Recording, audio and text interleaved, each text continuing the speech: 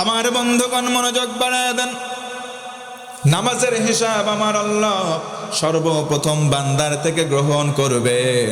এই জন্য নামাজি যে ব্যক্তি হবে সে জান্নাতে যাবে। আল্লাহ রাব্বুল আলামিন বান্দাদের জন্য জান্নাত এবং জাহান্নাম ভাগ করে দিবেন। একদল জান্নাতে চলে যাবে, আরেক দল জাহান্নামে। ও ভাইরা বলেন তো, জান্নাতি আর জাহান্নামী দুই দল কি সমান হতে পারে? আরো জোরে বলেন, পারে? আল্লাহ রাব্বুল আলামিন বলেন, লা ইয়াস্তাওয়ি আসহাবুন নারি ওয়া আসহাবুল জান্নাহ, আসহাবুল জান্নাতি হুমুল ফাইজুন। আরো জোরে বলেন আল্লাহু আকবার। আল্লাহ রাব্বুল আলামিন বলেন, বান্দারে জান্নাতি আর জাহান্নামী দুই দল তো সমান নয়। জান্নাতি হবে যারা চূড়ান্ত সফল হবে তারা। জান্নাতে আমরা সবাই যেতে চাই। ও মুসলমান বলেন, জান্নাতে যাওয়ার জন্য আমাদের মনের ভেতরে ইচ্ছা আছে না নাই? আল্লাহ রাব্বুল আলামিন বলেন, ফি জান্নাতি ইয়াতাসাআলুনা আনিল মুজরিমিন মা সালাকাকুম ফি সাকার ক্বালু লাম নাকু মিনাল মুসাল্লিন।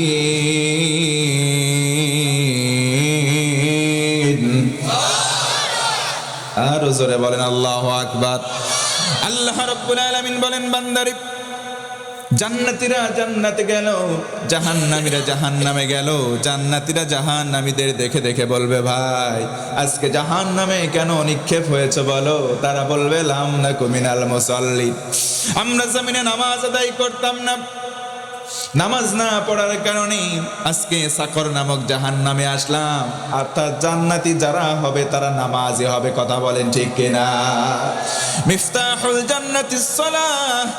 আল্লাহর রাসূল বলেন, জান্নাতে যাওয়ার জন্য একটা তালা লটকানো আছে। তালা, ওই তালার একটা চাবি আছে।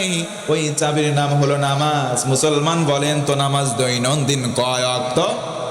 কিন্তু অনেকে জানে না নামাজ কয় ওয়াক্তে, কয় রাকাত, কোন সময় পড়তে হয়। অনেক মুরব্বী আছে, গিয়ে জিজ্ঞেস করবেন, ভাই বলো তো মাগরিবের নামাজ কয় রাকাত, বলতে পারে না। আর যদি তাকে জিজ্ঞেস করেন, মুরব্বী শুনলাম তোমার বিলের মাঠে, ওই চরের মাঠে একটু জমি আছে, বলবে আছে মানে দাগ নাম্বার এত, পরসা নাম্বার এত, খতিয়ান নাম্বার এত, এসে রেকর্ড এত, আর এস রেকর্ড নাম্বার এত, সব ফুটস্থ বলে দেয়। কথা বলেন ঠিক কিনা? কিন্তু নামাজের রাকাত বলতে পারে না।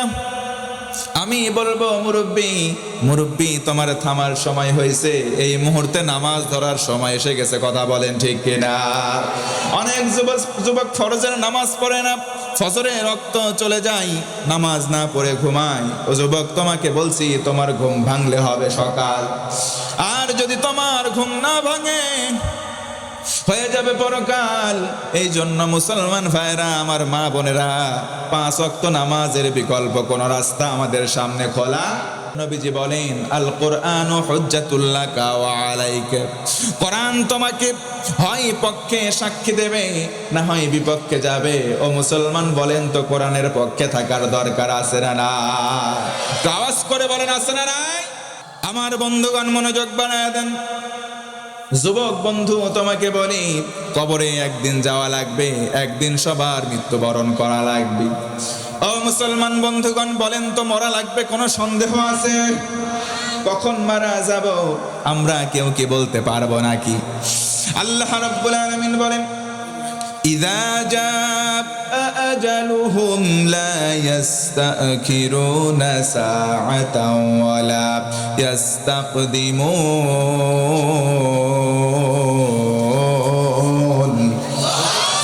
আমার আল্লাহ বলেন, ও গোলাম, নিশ্চয় মৃত্যুর সময় সীমা, ওই সীমা যখন আসবে, আমি বললাম শোনো, একটা সেকেন্ড তোমাকে ছাড় দেওয়া হবে না। জায়গায় তোমার মারা যাওয়াই লাগবে, মৃত্যু বরণ করাই লাগবে। ও মুসলমান বলেন, মৃত্যুর জন্য আমাদের প্রস্তুতি নেওয়ার দরকার আছে না নাই?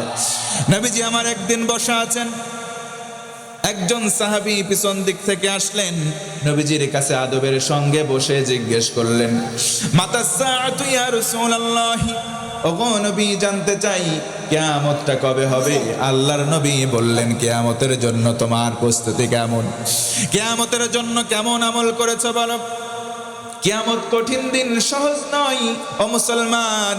কিয়ামতের দিনটা বড্ড ভয়াল হবে, আমার আল্লাহ কোরআনের মধ্যে স্পষ্ট জানায়া দিলেন, ইয়াউমা ইয়াফিরুল মারউ মিন আখিহি ওয়া উম্মিহি ওয়া আবি ওয়া সাহিবাতিহি ওয়া বানি।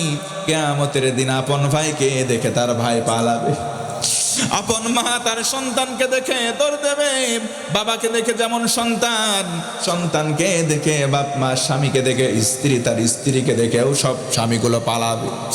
ও ভাইরা জানতে চাই, বলেন তো ওই দিনটা কঠিন নাকি সহজ?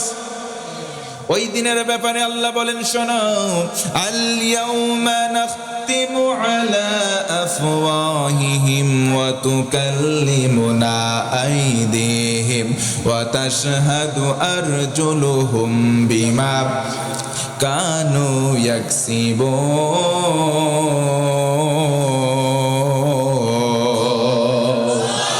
এটা জোরে বলেন আল্লাহু আকবার। কিয়ামতের দিন আল্লাহ তাআলা বলেন, মানুষের জবানটা বন্ধ করে দেওয়া হবে, মানুষের হাতের জবান খুলে যাবে, হাতগুলো কথা বলবে, আল্লাহকে বলে দেবে, ও আল্লাহ এই বান্দা এতগুলো অপরাধ করেছে, ও আল্লাহ শোনো এই বান্দা এই ভালো কাজ করেছে, পা দুইটা সাক্ষ্য প্রদান করবে। চিল্লা এখন আল্লাহু আকবার। ও মুসলমান শোনেন, আল্লাহর রাসূল বলেন, উম্মতেরা শোনো, আফদালুল ইবাদাতি তিলাওয়াতিল কোরআন। যারা কোরআন তেলাওয়াতকারী তাদেরকে আমার আল্লাহ বলেন, শোনো, নবীকে মাধ্যম করে এলান করে দিলেন, তোমরা হলা সবচাইতে উত্তম ইবাদতকারী। জোরে বলুন সুবহানাল্লাহ। এই জন্য জানতে চাই ভাইরা, কোরআন দিয়ে বলেন, আমরা যদি আমাদের জীবন গঠন করি, এই জীবন সুন্দর হবে নাকি অসুন্দর হবে? কোরআন দিয়ে জীবন গঠন করলে জীবন সুন্দর হয়। কোরআন দিয়ে পরিবার সাজালে পরিবার সুন্দর, কোরআন দিয়ে সমাজ সাজালে সমাজ সুন্দর, কোরআন দিয়ে রাষ্ট্র সাজালে সুন্দর হবে কি হবে না? এই জন্য আমাদের গোটা জিন্দেগি কোরআন দিয়ে সাজাবো। এই জন্য বলবো, আসুন আমরা সবাই কোরআন পড়বো, আমরা সবাই কোরআন বুঝবো, আমরা কোরআন দিয়ে আমাদের জীবন গড়ব। আল্লাহ রব্বুল আলামিন তৌফিক দাও, পড়েন আল্লাহুম্মা আমিন। তাফসীরে ফি জিলালিল কোরআন আল্লামা সাইয়্যিদ কুতুব শহীদ রাহমাতুল্লাহি আলাইহি বলেন, ফি জিলালিল কোরআন হিয়া নি'মাল্লাহ। আওয়াজ করে কোন সুবহানাল্লাহ। কোরআনের একটা ছায়া রয়েছে, এই যে দেখেন কোরআন আলোর মধ্যে ধরলে কোরআনের একটা ছায়া রয়েছে, একটা শ্যাডো রয়েছে। কেউ যদি কোরআনের ছায়ার নিচে দাঁড়ায়, সঙ্গে সঙ্গে আমার আল্লাহ তিনটা পুরস্কার ওই যে ছায়ার নিচে যারা অবস্থান করবে তাদেরকে দান করেন। সুবহানাল্লাহ নাই? এক নম্বর হলো তারফাউল আমার, আমার আল্লাহ খুশি হন, তার সম্মান দুনিয়া এবং আখিরাতে গগনচুম্বী বাড়ায়া দেন। 2 নম্বর তাবারাকাহুল হায়াত, তার জীবনে আল্লাহ পাক বরকত বাড়ায়া দেন। জোরে বলুন সুবহানাল্লাহ। 3 নম্বর হলো তাজকিয়াহুল হায়াত, জীবনে যত গুনাহ করে ছোট ছোট গুনাহ কোরআন মেনে জীবন পরিচালনা করবার কারণে আল্লাহ রব্বুল আলামিন এত বেশি খুশি হন, তার জীবনের সগীরা গুনাহগুলো মাফ করে দেয়। এই জন্য কোরআন পড়তে রাজি আছেন তো মুসলমান?